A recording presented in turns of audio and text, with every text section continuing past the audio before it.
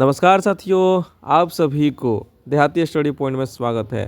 दोस्तों, आज हम आप लोगों के लिए फिर से डीएलएड एग्ज़ाम के लिए महत्वपूर्ण क्वेश्चन लेके आए हैं। तो चलिए दोस्त, वीडियो क्या करते हैं, शुरू करते हैं। लेकिन वीडियो को शुरू करने से पहले आप लोगों से रिक्वेस्ट है कि वीडियो को शुरू से लेकर अंत तक देखिएगा, क्योंकि डीएलएड एग्ज़ाम में इसी टाइप का क्वेश्चन आते हैं। तो चलिए हम लोग पहला नंबर क्वेश्चन की बात कर लेते हैं, ठीक है।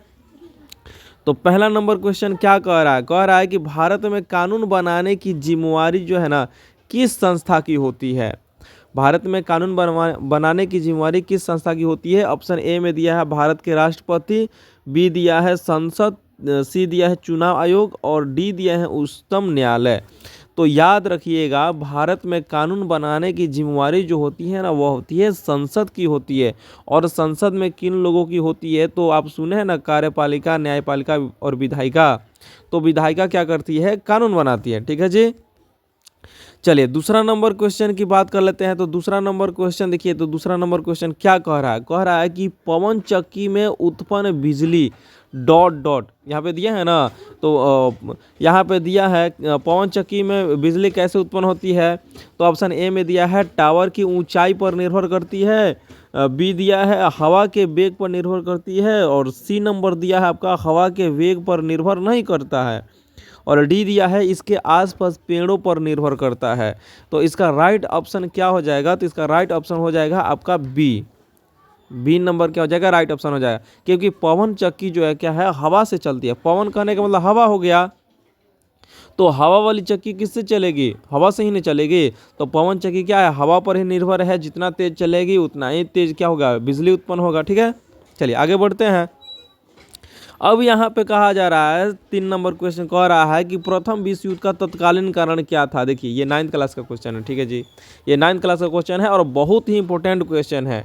कहा जा रहा है कि प्रथम विश्व युद्ध का तत्कालीन कारण क्या था? तो ये सब कोई बता देगा कि ऑस्ट्रिया के युवराज की सेराजेवा में क्या हुआ था? हत्या हो गया था, इसलिए क्या हुआ था? प्रथम विश्व युद्ध की शुरुआत हुई थी, ठीक है जी। तो इसका राइट ऑप्शन क्या हो जाएगा? Option number C. चलिए आगे बढ़ते हैं। तो यहाँ पे चलते हैं हम लोग। अब चौथा नंबर क्वेश्चन क्या कह रहा है कि सरहुल किनका पर्व है? सरहुल किनका पर्व है? तो देखिए, झारखंड के जो आदिवासी थे ना, झारखंड के क्या थे दोस्तों? आदिवासी थे। झारखंड के कौन आदिवासी थे? मुंडा और उरांव आदिवासी जो थे ना जी। तो ये लोग, पहले आप लोग समझिए ये सरहुल का मतलब होता क्या है। तो सरहुल का मतलब होता है पेड़ पौधे की क्या करना? पूजा करना, ठीक है जी। क्या करना दोस्तों? पेड़ पौधे की पूजा करना। तो वही हो गया। झारखंड में जो जनजाति थे वह मुंडा जनजाति और उरांव जो जनजाति थे ना, ये दोनों जनजाति मिलकर क्या करते थे? सरहुल पर्व मनाते थे। तो इसका राइट ऑप्शन क्या हो जाएगा? आपका ऑप्शन नंबर डी हो जाएगा, ए और बी दोनों। चलिए आगे बढ़ते हैं। 5वां नंबर क्वेश्चन कह रहा है कि असहयोग आंदोलन और खिलाफत आंदोलन को मिलाने का सबसे उग्र विरोध किसने किया था? एक समय चल रहा था ना, गांधी जी द्वारा चलाया जा रहा था ना असहयोग आंदोलन, और एक खिलाफत आंदोलन चला हुआ था। तो दोनों को मिलाकर, समझ गए ना, एक में करने पर जो है ना, किसने सबसे ज़्यादा विरोध किया था? तो याद रखिएगा, मोहम्मद अली जिन्ना ने क्या किया था? विरोध किया था, ठीक है जी। चलिए आगे बढ़ते हैं। 6ठा नंबर क्वेश्चन कह रहा है कि कागज का आविष्कार किस देश से हुआ था? कागज का आविष्कार किस देश से हुआ था? तो याद रखिएगा, चीन से हुआ था। इसका राइट ऑप्शन क्या हो जाएगा दोस्तों? ए हो जाएगा। अब 7वां नंबर कह रहा है कि निम्नलिखित में से कौन जनसंख्या वृद्धि का घटक नहीं है? जनसंख्या वृद्धि का घटक नहीं है। ऑप्शन ए में दिया है जन्म दर, ऑप्शन बी दिया है मृत्यु दर, ऑप्शन सी दिया है आपका प्रवास दर और ऑप्शन डी जो दिया है आपका लिंगानुपात दिया है। तो याद रखिएगा, इसका राइट ऑप्शन क्या हो जाएगा दोस्तों? ऑप्शन नंबर डी हो जाएगा, ठीक है। ऑप्शन नंबर कितना हो जाएगा दोस्तों? डी हो जाएगा।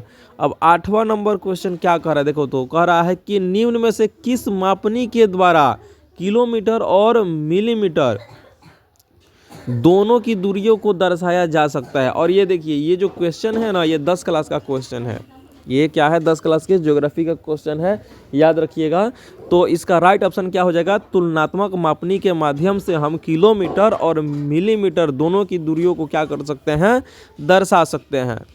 अब 9th नंबर क्वेश्चन कह रहा है कि निम्नलिखित में से कौन भारत में वाणिज्य फसल है। वाणिज्य फसल का मतलब पहले समझिए, वाणिज्य फसल का मतलब होता है व्यापारिक फसल होता है, ठीक है जी, व्यापारिक फसल होता है। अब व्यापारिक फसल में क्या आएगा तो देखिए, तो यहाँ पे दिया है सरसों, तंबाकू, जूट, ये तीनों के तीनों क्या है, व्यापारिक फसल है। तो ऑप्शन नंबर क्या हो जाएगा दोस्तों, डी हो जाएगा।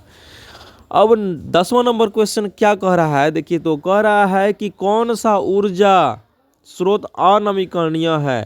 कहा जा रहा है कौन सा ऊर्जा स्रोत अनवीकरणीय है। तो पहले समझिए, नवीकरणीय होता है और एक अनवीकरणीय होता है। नवीकरणीय जो होता है ना, नवीकरणीय जो होता है वह क्या होता है, वैसे संसाधन होता है जिसको हम पुनः प्राप्त कर सकते हैं। जैसे जल हो गया, सौर ऊर्जा हो गया, हवा हो गया, इसको हम क्या कर सकते हैं, पुनः प्राप्त कर सकते हैं। लेकिन अनवीकरणीय संसाधन में क्या होता है, उसको पुनः प्राप्त नहीं कर सकते हैं। प्राप्त करने के लिए हमें लाखों वर्ष लग जाएंगे। तो इसका राइट ऑप्शन क्या हो जाएगा, कोयला हो जाएगा। चलिए 11वां नंबर क्वेश्चन बात कर रहा है कि पश्चिम बंगाल में बक्साइट टाइगर रिजर्व को चल रहे हैं डॉट डॉट से गंभीर खतरा है। कोयला खनन से खतरा है, या लौह अयस्क खनन से खतरा है, या तांबे का खनन से खतरा है, या डोलोमाइट खनन से खतरा है। तो ये आप लोगों के ये जो क्वेश्चन है, ये आप लोगों के लिए क्या है, होमवर्क है। इसको क्या कीजिएगा, आप लोग कमेंट बॉक्स में जरूर बताइएगा। चलिए आगे बढ़ते हैं। 12वां नंबर क्वेश्चन देखिए, तो 12वां नंबर क्वेश्चन कह रहा है कि निम्नलिखित में से कौन सा उद्योग कृषि पर आधारित नहीं है। कौन सा उद्योग कृषि पर आधारित नहीं है। तो याद रखिएगा, ये सीमेंट जो उद्योग है ना, वह कृषि पर आधारित नहीं है। चलिए 13 नंबर क्वेश्चन क्या कर रहा है कि कोयला किस प्रकार का संसाधन है। कोयला किस प्रकार का संसाधन है, तो अभी कुछ देर पहले बताए थे हम, क्या बताए थे दोस्तों, देखिए तो क्या बताए थे, कोयला किस प्रकार का संसाधन है। यहाँ पे देखिए कहा जा रहा है कि कौन सा ऊर्जा स्रोत अनवीकरणीय संसाधन है। तो अनवीकरणीय संसाधन यानी कोयला क्या है, एक अनवीकरणीय संसाधन है कि नहीं है। तो आपका राइट ऑप्शन क्या हो जाएगा। यहाँ पे देखिए, तो यहाँ पे कोयला किस प्रकार का संसाधन है, तो कोयला जो है एक अनवीकरणीय संसाधन है, क्योंकि इसको हम पुनः प्राप्त नहीं कर सकते हैं, ठीक है जी। तो इसका राइट ऑप्शन क्या हो जाएगा, ऑप्शन नंबर बी हो जाएगा। चलिए आगे बढ़ते हैं। अब यहाँ पे बताया जा रहा है 14वां नंबर क्वेश्चन कि भारतीय संविधान में शिक्षा का मौलिक आधार किस अनुच्छेद में है। किस अनुच्छेद में है, तो ऑप्शन ए में दिया है 21, ऑप्शन बी में दिया है 20, और ऑप्शन सी में दिया आपका 24, और ऑप्शन डी में दिया है क्या आपका 25 दिया है। तो याद रखिएगा ऑप्शन नंबर बी हो जाएगा, 20वां अनुच्छेद, ठीक है। चलिए आगे बढ़ते हैं। अब 15वां नंबर क्वेश्चन क्या कह रहा है कि लोकसभा में बहुमत दल का नेता कौन होता है। लोकसभा में बहुमत दल का नेता कौन होता है, तो होता है ये आपका प्रधानमंत्री होता है।